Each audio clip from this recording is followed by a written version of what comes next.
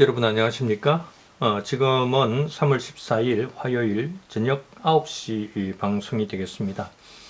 오늘 주제는 비례대표 의석수 확대 반대한다 이렇게 정했습니다.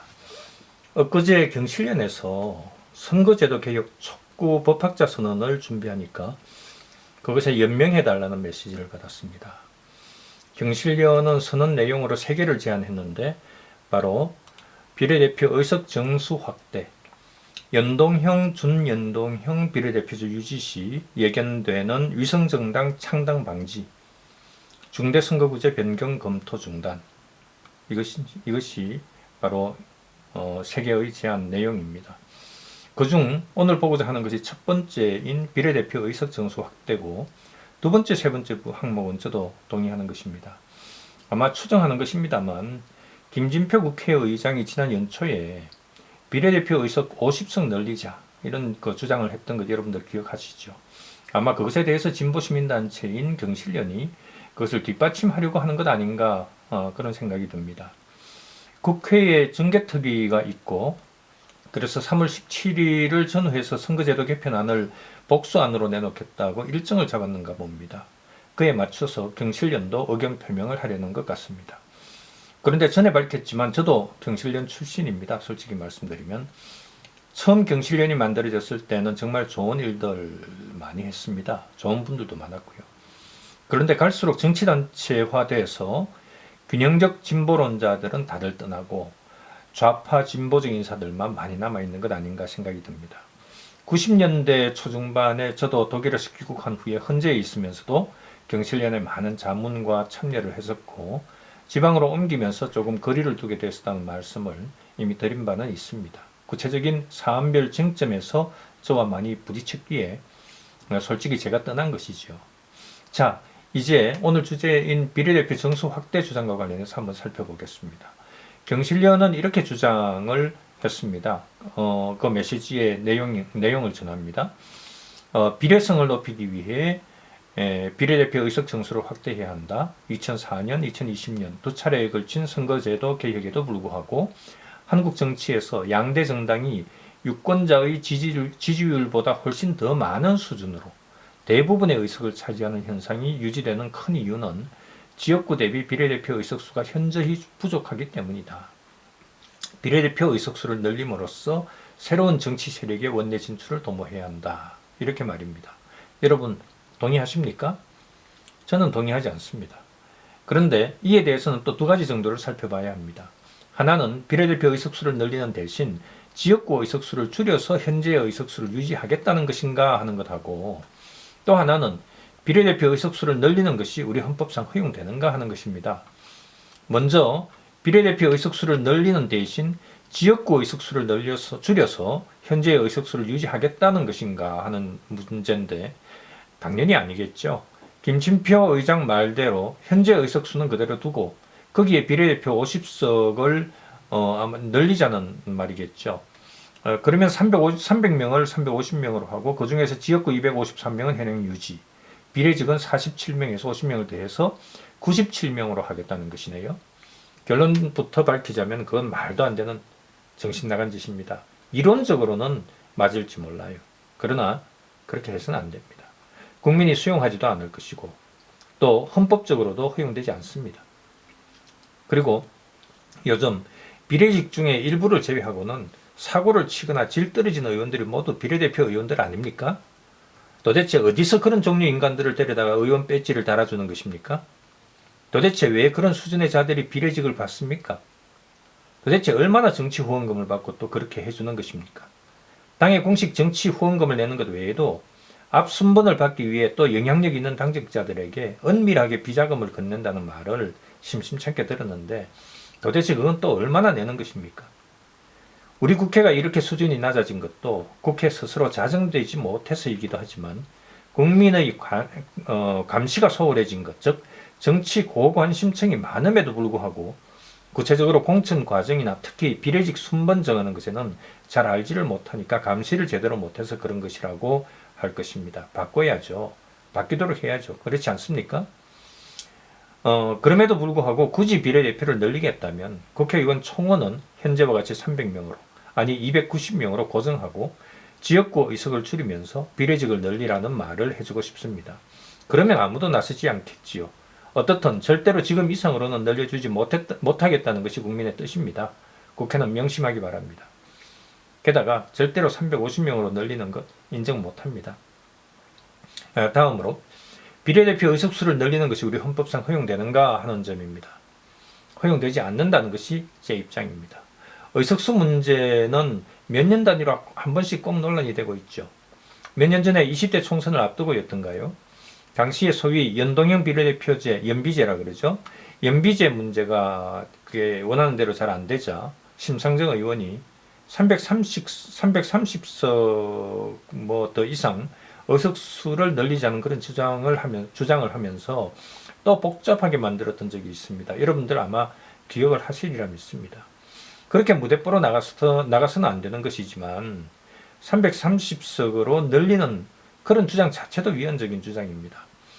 이것은 헌법 해석의 문제입니다.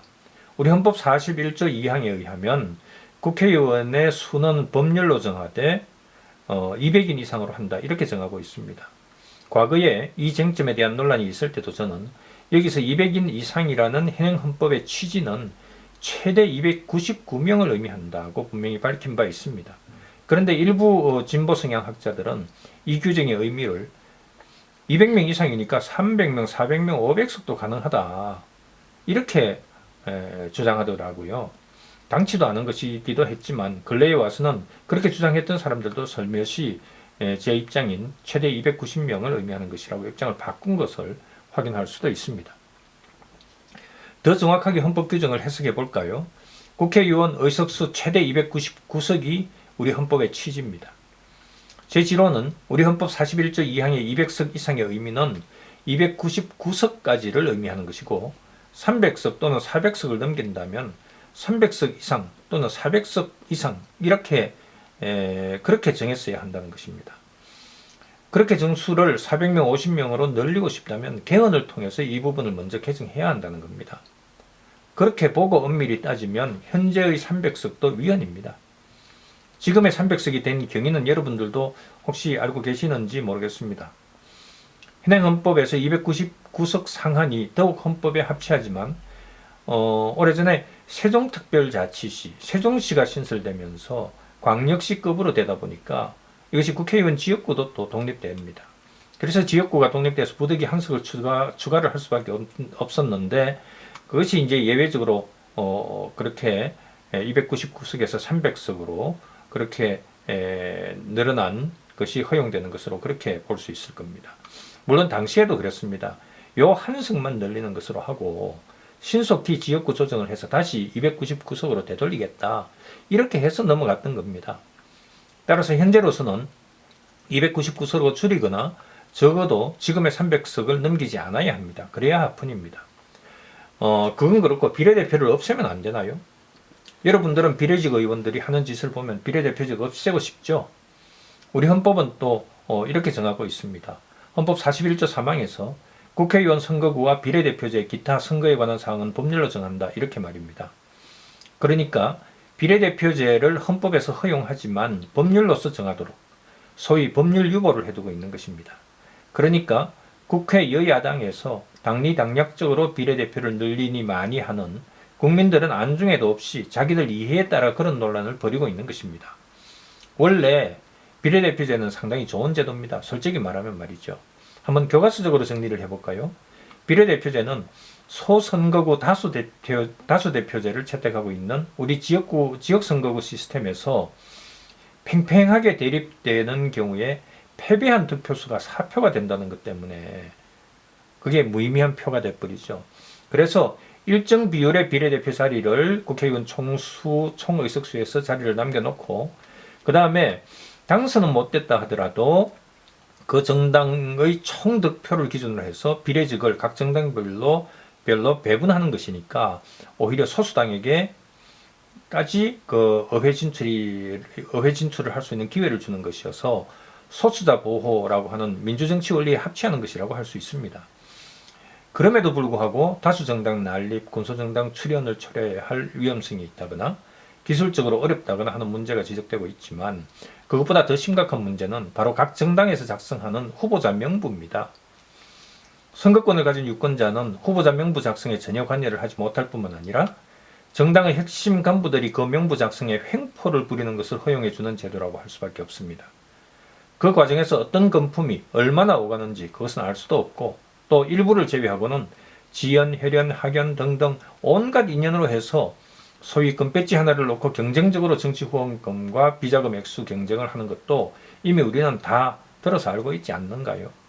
직접 확인만 못했을 뿐이지 그런 것은 돈을 되돌려 받은 경험자들의 입에서도 이미 다 발설됐던 것입니다. 그래서 그 자들이 일이라도 잘하면은 그래도 그 자들이 일이라도 좀 잘하면 그냥 넘어갈 텐데 꼭 사고를 치지 않습니까? 오히려 비례대표제를 직능대표들에게 비례대표 순번을 주는 방식으로 운영하는 것도 한번 생각해 볼 가치가 있는 것 아닌가 그렇게 생각이 듭니다. 물론 그것도 문제가 많긴 합니다만 어떻든 비례대표 의석수 확대는 절대로 안 된다. 오늘은 이렇게 정리하겠습니다. 구체적으로는 첫째, 비례대표 자리 확대하려면 지역구 의석수를 줄여서 해라. 절대로 안 하겠지만요. 둘째, 헌법상 허용된 200인 이상의 의석수는 최대 209석이다. 한 석을 줄여야 하고 또 많은 국민들이 요구하듯이 200석 정도까지는 줄이는 방안을 추진하라. 그것이 지지정당을 불문하고 다수 국민들이 바라는 것이다. 또 셋째, 제발 현재 300석에서 비례직 50명을 늘리겠다는 그런 짓은 그만 좀 해주기 바란다. 의석수 늘리는 것에는 국회의원들이야 손해볼 게 없으니까 야합을 할 가능성이 많지만 그렇게 한다면 그야말로 지금보다도 더 심하게 국민들로부터 지탄과 비난을 받을 것이라는 사실을 잊어서는 안 될 겁니다.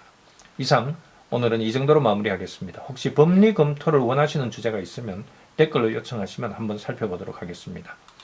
자, 경청해 주셔서 감사합니다.